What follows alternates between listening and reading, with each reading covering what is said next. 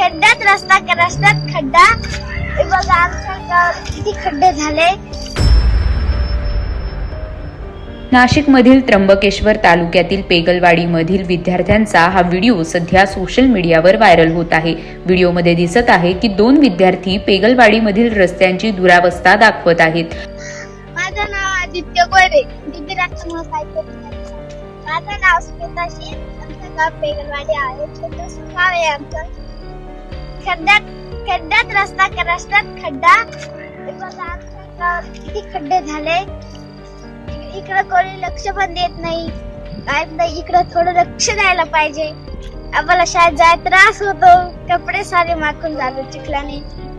आमची हीच इच्छा आहे की आमचे रस्ते थोडं चांगलं व्हायला पाहिजे. सगळं चांगलं व्हायला पाहिजे. एवढीच आमची इच्छा आहे. या व्हायरल व्हिडिओमधील विद्यार्थ्यांची आमदार आदित्य ठाकरे यांनी भेट घेतली. पेगलवाडीमधील समस्या धाडसाने मांडल्याबद्दल त्यांनी दोन्ही विद्यार्थ्यांचे कौतुक केले. आम्हीच थोडा हात तुम्ही दोघांनी चांगलं झालं तुम्ही केलं. कारण असंच देशभरात सगळ्या गावांमधून व्हिडिओ बनवतात. परवा कर्जत मध्ये केला, मग तुम्ही केला. आता तुम्हाला बघून अजून मुलं करतात. ही हिंमत तुम्ही अजून मुलांना देताय. तुम्हाला आम्ही अभिनंदन करायला तुमचं. तुला कसा सुचला व्हिडिओ बनवायचा?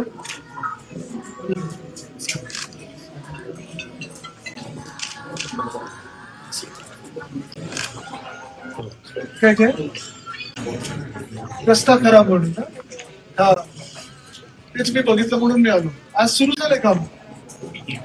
किती दिवस हे मागत होते, सगळे मागत होते, पण तुम्ही लहान मुलांनी केलं काम. या तुम्ही मला रस्ता दाखवा. आणि शाळेची मागणी पण आपण नीट करू. कारण शाळा पाहिजे ते महत्वाचं आहे. म्हणजे काय की सगळ्यांवर तुम्ही एवढे सगळे येता इथे आणि शाळा नसेल तर कसं चालेल. लिटरली मंदिरात एक वर्ग म्हणतो साहेब एक वर्ग डायरेक्ट नाल्यापाशी.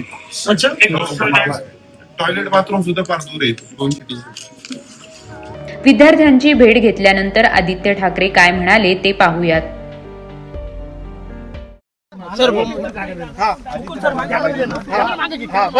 काय एकूणच आपल्याला जाणवलं झाल्यावर? मुख्यमंत्री महोदय, तुम्हाला इथून आम्ही अपील करत आहोत. आम्ही त्र्यंबकेश्वर मध्ये आहोत. इथे आम्हाला सांगण्यात येत आहे की आपण कुंभसाठी पुढच्या वर्षीसाठी मोठा खर्च करत आहात. काल ह्या 2 लहान मुलांनी, शाळेतल्या मुलांनी, स्मिता ह्याचं नाव आदित्य, ह्याचं पण नाव आदित्य, ह्या दोघांनी व्हिडिओ बनवून देशभरात आपण पाहतोय एक वेगळी जी काही मोहीम चालवली आहे, विद्यार्थ्यांनी चालवलेली आहे. देशभरातल्या गावागावात विद्यार्थी येतात पुढे आणि आपल्या शाळेबद्दल जी काही स्थिती आहे किंवा रस्त्याची असेल, गावाची असेल, त्याच्याबद्दल बोलतात. काल आम्ही आल्यानंतर, काल रात्री आम्ही पाहत होतो, काल रात्रीपासून डागडुजी सुरू झालेली आहे. आज आम्ही येणार आजचा दौरा म्हणून कालपासून डागडुजी सुरू झाली. सकाळी कलेक्टर येऊन गेले, आमदार येऊन गेले, पण जे येऊन गेले ते तिथेच गावाच्या दाराआड येऊन गेलेत. आज ज्या रस्त्यावर आम्ही उभे आहोत तिथे आपण पहा परिस्थिती काय आहे. मी प्रेसला विनंती करीन, मी इथून थोडं पुढे निघाल्यानंतर आपण हे रस्त्याचे पूर्ण हाल जे आहेत ते पाहावे. त्यानंतर इथून बांधावरनंही लहान मुलं चालत जातात, अनेकदा अनवाणी चालत जातात, कारण जे चपला आहेत त्या देखील फाटतात. आणि तिथे आम्ही पहिलं शाळेत गेल्यानंतर पाहिलं तर शाळेमध्ये वर्गखोल्या नाही आहेत, बाथरूम नाही आहेत. एका मंदिराच्या परिसरात एक वर्गखोली बसली होती, दुसरी वर्गखोली आहे, तिथे 3 वर्ग एकत्र बसतात. अक्षरशः शिक्षकांचे आणि विद्यार्थ्यांचे हाल आहेत.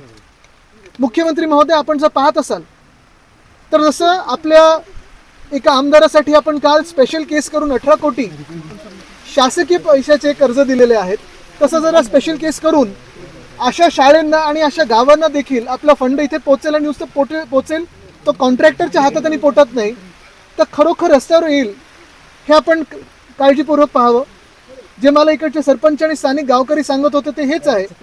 2 वर्षापूर्वी पण हा रस्ता बनवला गेला आणि तो रस्ता असं सगळ्यांना वाटलं होतं की टिकेल, पण 2 वर्षापूर्वीचा रस्ता आणि आत्ता काल रात्रीचा केलेला डागडुजीचा रस्ता दिसतोय का तुम्हाला? कोणाला नाही दिसत आहे.